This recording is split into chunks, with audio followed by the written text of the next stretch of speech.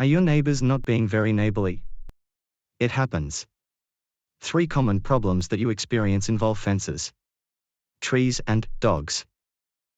Issues about fences are the most reported problem between neighbors. If a boundary fence needs repairing or replacing, you and your neighbor need to pay for the costs of repair or replacement of that fence.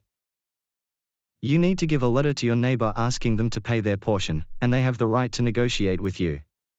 If you can't agree, you can get mediation to come to an agreement, or choose an arbitrator to decide for you, or go to court. If branches of a neighbor's tree hang over onto your property, or tree roots grow through onto your property, the law says you can prune or lop overhanging branches and cut invasive roots of that tree. You do not need to give notice to the owner before trimming branches or cutting roots. However, it is a good idea to let your neighbor know before you do. Any branches and roots that have been cut should be returned to the owner, together with any fruit on them, as these are still their property. If your neighbor's dog is bothering you by barking, you should let your neighbor know. If your neighbor is not around during the time the dog is barking, they may not be aware of the problem. If the dog is still barking after you have alerted your neighbor, then you can complain to your local council, who will investigate.